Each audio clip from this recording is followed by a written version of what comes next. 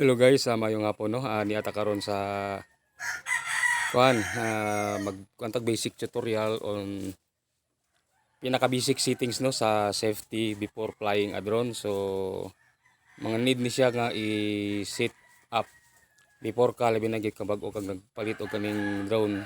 Ang atong drone guys is DJI Mini 2.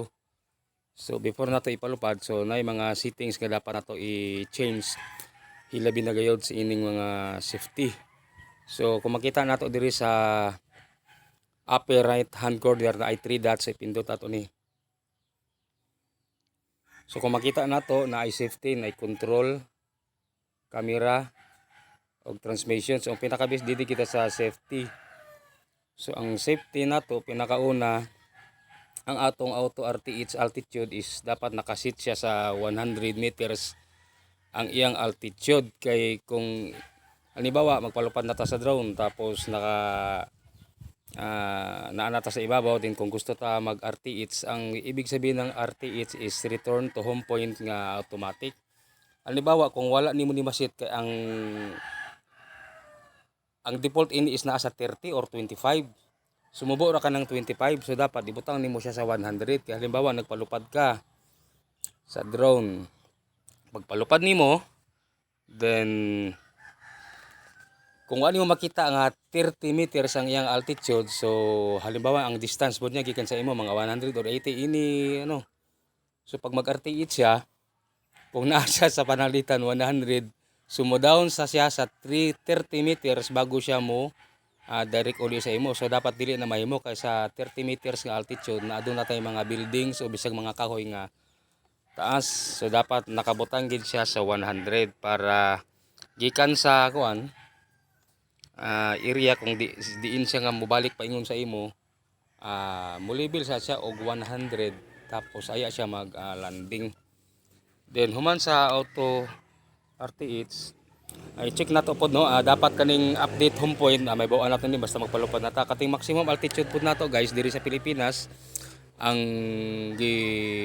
balaod sa kaap kaning Civil Aviation Authority, dapat naka 120 meters lang ang iyang altitude. Amo lang gina siya, mo exist ka pa ana pwede ka kasawan. Ang maximum distance pwede nimo ni isagad, halimbawa no limit. Pero sa ako guys, dindi lang ta sa mga tag sa kilometro lang. Depende na sa inyo no kung pila inyong i-limit. Tapos kaning compass normal nakabutang calibrate, pero normal man tanan ay IMU normal. Pinakalas kaning advanced safety settings, dapat nakabutang gid siya sa RTH, dili pwede diri sa descend no, cancel. Aya pod sa hover, cancel. Dapat diri ka sa RTH para mag uli gid siya guys no. Kay kung diri ka sa hover, kung halimbawa mag-disconnect ang imong drone sa imong RC sa remote control, so naa lang siya sa area. Halimbawa ang distance niya sa gikan sa imo mga 100 or 200, so pag na-loss connection siya from your control, remote control, naka-hover lang na siya, naka-hover lang siya sa iri. Tapos amo na pag mahudtan na siya og kaning battery, so mo landing na siya automatic. Kung descend pod, siyempre magpalayo siya sa imo. So ato sang ikon guys no, dapat pod kaning makita nato sa ibabaw no, kung makita nato na ay RC, muna siya ang signal niya. Tapos kaning sa pinaka abay gid sa ining upper right portion nga 3 dots, na makita nato dire karon nga 16 so 17. So before flying a drone, makabutang dya take off permitted dire sa left side. So at least na ay mga 9 pataas nga kuan ang tawagin ni satellite. So mag take off ta guys, pwede ta mag manual, pwede po ta, basta ang ako gitudlo kato na importante nga mga safety settings bahin sa RTH, dapat naka 100 ang iyang altitude. Tapos ang iya pong kuan ang tawagin ni mag take off sa ta kay kon man.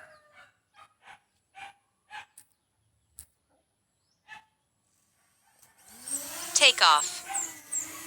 Home point updated. Okay guys, so inato dapat madungol itong home point updated. So isabay na lang po nato ang tutorial no, bahin sa ining mga ang kuan niya kaning joystick. So mag-start ta, ang atong camera nakakuan no, makita man nato ang hulag siguro no, ang orientation sa drone. Kung asa siya nakaharap paron dito pag ko, pero na ako sa iyang back portion no. So kung atong ang sa right joystick, kung halimbawa ako siyang i-push forward, so mag-forward ang atong drone. So example, makita ninyo ako i-forward. Mag-push forward siya, di ba? So kung atong i-backward po siya, mag-backward po ang drone. Tapos kung ipatuon right nato siya, i-swipe nato pa right. So mag-right po ang drone, no? Diba? Kung silip, payon sa lip, pagpawala po na siya.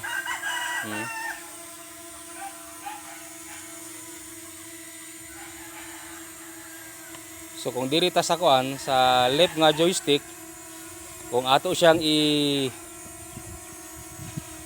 push nga forward, so up ni siya, mag-up ang drone. Ari, push na to pataas. So kung ato po siyang i-reverse, so ganiha, i-push na to ang joystick, left joystick, atong i-push, so musaka siya. So kung atong i-reverse mo, down po ni siya, down. Okay, down. Kung ato siyang i-left nga, i-swipe left, itulak na to pawala, so mag-turn siya counterclockwise. Okay, makita na to, i-counterclockwise na to.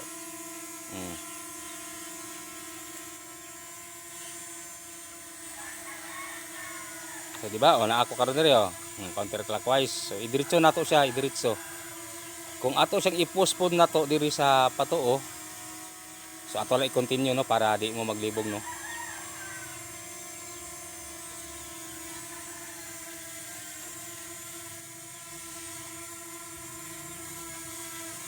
Okay, so kung atong i-postpone pa tuo, so clockwise siya, clockwise ang iyang tuyok. Bale turn clockwise.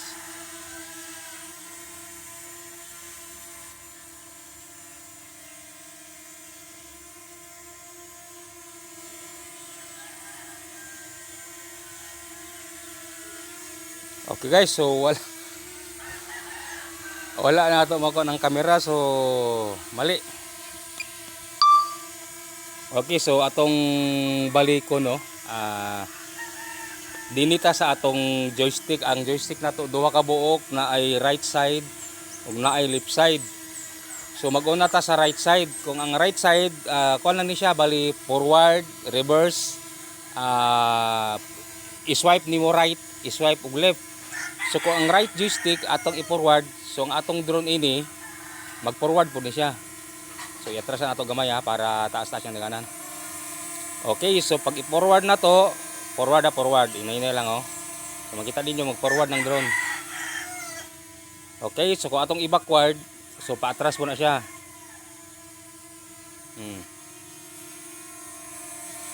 Okay, so kung atong i-swipe right, so magpa-right po na siya, patuo siya, ari makita man to sa kwa. Okay, kung ato po siyang ipawala, wala po siya padulong.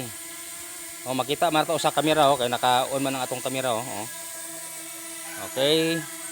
Forward. So sa right joystick na punta, kung atong right joystick atong i-push forward, so meaning up. Okay, pasaka ni siya.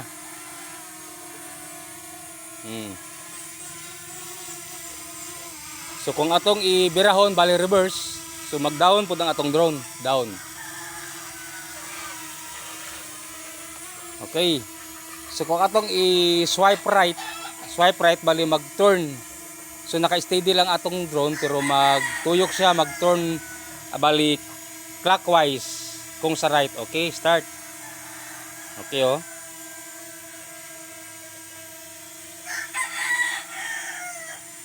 So ikulit na to siya nga 360 para makabalik siya sa iyang normal nga orientation. Okay. So mo to siya ang turn clockwise. So kung i-turn na to siya counterclockwise, so ang atong left joystick, swipe left. So biraw na to pawala. Okay, so ang tuyok niya ini is counterclockwise. Okay, start tayo.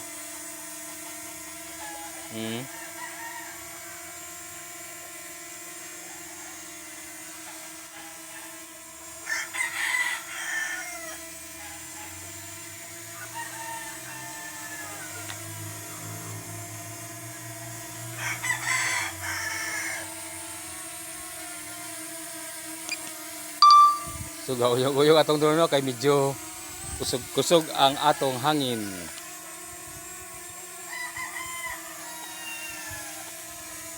Simula lang siguro to guys no ang atong mga ginagmay nga kuan importante nga atong tan-awon gid labi na kung bag-o pa ang atong drone. Kaning atong drone gamay ni siya no DJI Mini 2. So kusog kay nga hangin atong ipaubos gamay no.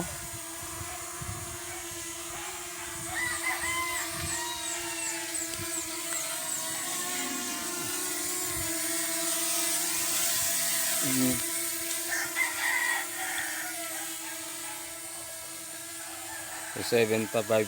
So muna pinaka-importante gyud ang basic settings sa atong drone no kay alang magpalupad ka karon dili nimo ma-check ang iyang safety.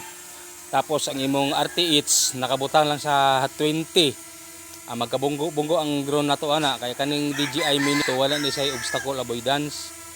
So dapat man gud pod kung atong sundon ang mga tutorial dapat advice sa ka kung magpalupad ta og drone dapat na ay kanang ginatawag og visual line of sight kanang makita nato ang atong drone. Okay guys, so mao lang siguro ni ang gamay nako nga ika-share sa inyo nga tutorial no on unsaon nato pag-usab sa mga basic nga settings sila binagyod sa safety sa atong drone. Okay, so mao lang naman kini para sa mga kung wala pa mo maka-subscribe o di kaya guys, please like, share and comment and follow na lang guys para updated ka mo sa sunod na to nga mga video upload. Bye bye.